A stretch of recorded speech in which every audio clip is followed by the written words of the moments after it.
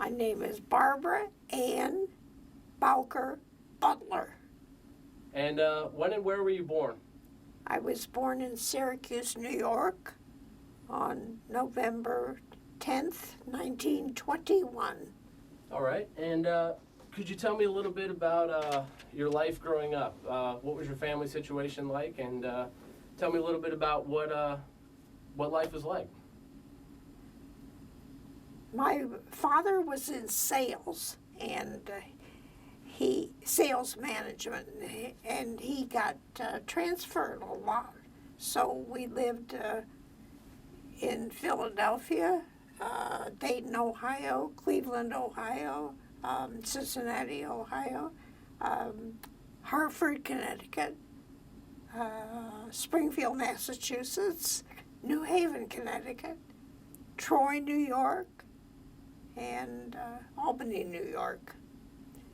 And so I went to a number of different schools, and that is difficult for a young child to have to make new friends, and sometimes you aren't accepted as well as you would like to be.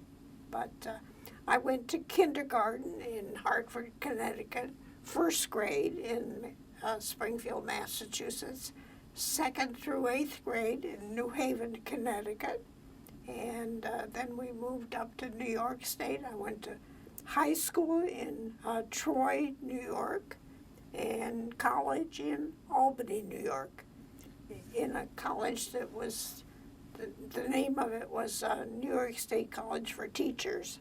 Now it's part of the SUNY system, State University of New York. And I went to Albany, and so the name of that institution is called University at Albany. And what year did you graduate high school? 1939. And the opportunity to go to college wasn't afforded to everybody at that point in our history. Did you find any trouble or have any trouble getting into college at that point in time? When I started college, if you agreed to teach for 2 years afterwards, then there was no tuition. Also, I lived at home, and we lived within walking distance in Albany of the campus. And so, and I worked. I worked after school hours and, of course, summers and vacations. So I put myself through college, except that my parents provided room and board. So. Do you remember where you were when you heard about Pearl Harbor? I was studying for a physics examination my junior year, and it was on a Sunday, and my father had the radio on, and it was devastating. And how did that make you feel? I'm sure you knew guys your age who'd probably be going off to war. How did that make you feel, knowing that our country was about to go to war? I don't recall exactly how I felt. I realized that the men in our class would probably be going to war, and they did gradually. By the time we graduated there, it was mostly women, but and some of the women took on war-related jobs.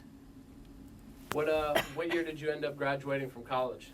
1943. And can you take me through the period from when you graduated college up until you joined the Red Cross, and kind of take me through how your life steered you in that direction? Well, after I graduated, I taught school in a small Dutch community called Castleton-on-Hudson, which was just about 20 miles south of Albany. And I taught science and math, and it was the first time that they'd ever had a woman science teacher. So I was sort of breaking ground there, I guess you might say. But our male faculty went to war, and so we had an all-female faculty after that, and things were different. And that's when after I had served my 2 years, I decided to do something different. I had tried to get into the various women's military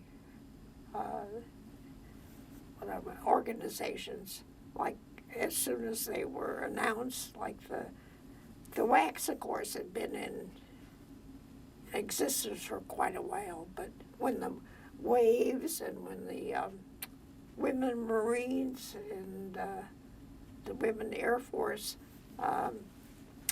I attempted to join them in officer training. The fact that I wore glasses eliminated me. They wouldn't even talk to me. Then I happened to see a newspaper article in the New York, I want to say Times, no, that isn't the right name. Anyway, a New York paper that the Red Cross, the National American Red Cross, was looking for people to serve overseas as recreation workers. I've investigated that.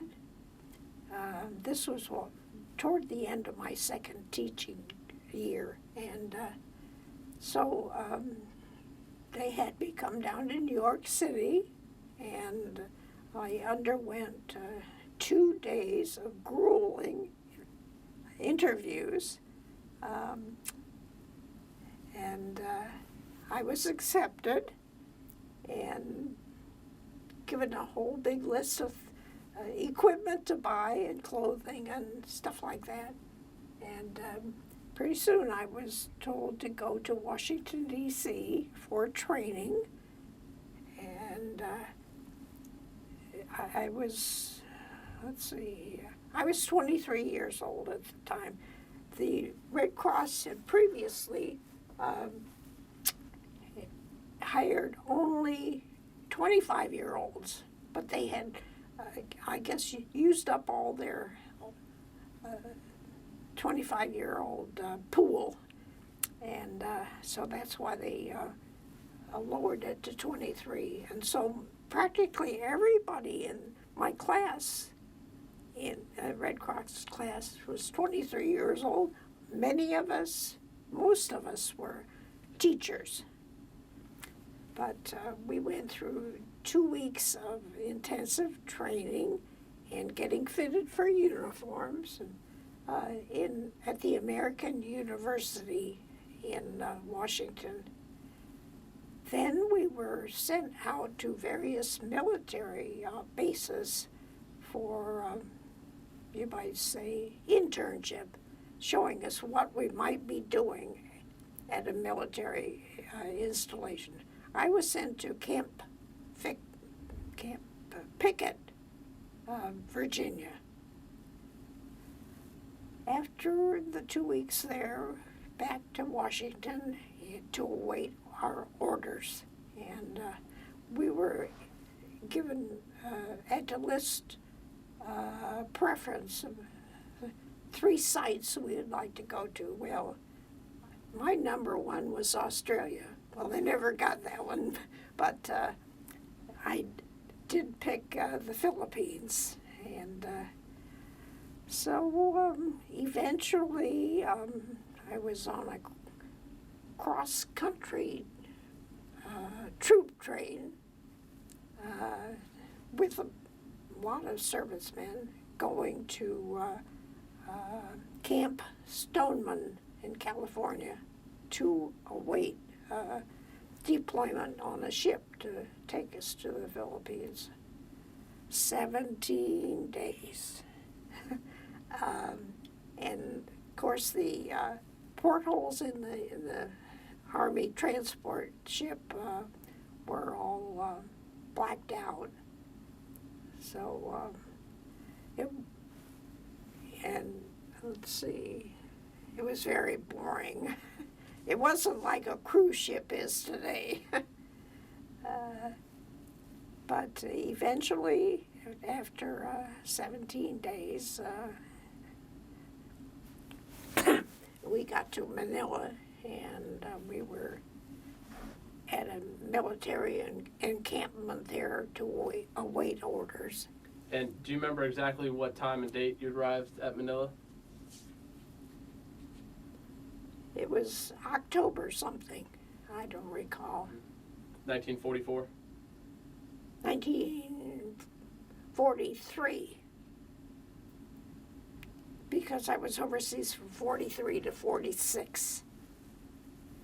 So my first installation I was at was on Leyte, and I was very close to the beach, Red Beach, where MacArthur had returned, and where they had to film him several times coming ashore through the water. And I was with the Army there, and those of us Red Cross people were sharing quarters with USO performers and nurses. And there were a lot of nurses that were going to be returning home, who had been in Australia and in some of the southern islands. Their skin was so leathery and so yellow from all the malaria medications they'd been on. But and the men that we came in contact with, as we set up a Red Cross installation, was they hadn't seen a woman for years. And so most of our work was just talking. They just were happy to see a woman, I guess. Can you talk a little bit about maybe a particular conversation you had with one of the guys that maybe you remember, or maybe comment a little bit about the subjects of conversation? Or I don't remember too much about that. What we did was provide reading material, paperback books, writing materials. The V-mails is what they used back then, and cards and board games, and if we had enough women, we could round up. We would have a dance. I wore out many pairs of shoes, and we just maybe take 2 steps with one man, and then he'd get tapped on the shoulder, and another 2 or 3 steps with another man. But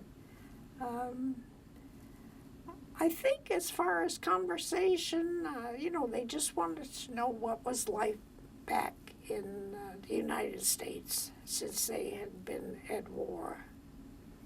And they didn't share too much about what they had seen. And I know that World War II veterans still don't talk too much about their individual experiences. Were you able to, I guess, kind of get a sense of some of the injuries that these men had? Aside from just noticing the people who were afflicted by disease, what kind of injuries did these soldiers have? The ones that were injured were sent home. So we didn't see those. The ones we saw were the able-bodied ones. So, well, I was just a lady with the Army for a couple of months, and then I was transferred to another island called Samar, and that was a naval installation. And aside from setting up a Red Cross club, and we didn't have too much interaction with the men there. They were a different breed, it seemed, but very nice. Then, after a couple months there, I was sent to an Air Force installation on the island of Palawan. And I don't have too much recollection about Palawan. It was a long, skinny island from the border of the Philippines. The Philippines, you know, has many, many islands. Did you feel like you were really getting through to the guys? Did you feel like what you were doing was good for them? I think they appreciated us, and not so much for what we could give them material-wise, but just being able to talk to us. They really appreciated that. And I guess it reminded them of their wives or their sisters or their moms. Of course, we were mostly just a few years older than they were. But, for you personally, you know, coming from the East Coast of the United States and then being deployed, going to the West Coast, going to the Philippines, what was that like for you? Because that must have been one heck of an adventure. What were your feelings? How did you feel being shipped halfway around the world? I enjoyed it. And the reason I picked going to the someplace in the Pacific was I figured, oh well, I've got my life ahead of me. I can go from the East Coast. I can go to Europe any old time. It took a while, but I finally did it. Yeah, I just looked at it as an adventure. And of course, I had moved a lot all my life. So getting on a train, I mean, wasn't something new for me. And can you talk about some of the women that you served with? You know, maybe comment on the camaraderie. Were you guys a close-knit group? You know, maybe talk about some of the good times you guys had. I know you mentioned a dance. Just anything along that line. I made a lot of very good friends through my Red Cross career, and they were from all over the United States. I remember one gal from Montana. I'd never known anyone from Montana before. I had a good friend from St. Louis, and we kept in contact for many, many years. And I would go visit her. She would come up and visit me and my family. I had a real good friend from Massachusetts who ended up living in, Oregon. And I've been to see her. But practically all of my closest Red Cross friends are no longer with us, which is sad. But lots of good people. I mean, and they were all very skilled in what they did. And usually there were like 2 women to a Red Cross club. And when I was up in Korea, I mean, we might have 3,000 men at a time. So that was difficult to have a dance. impossible, I'll say. But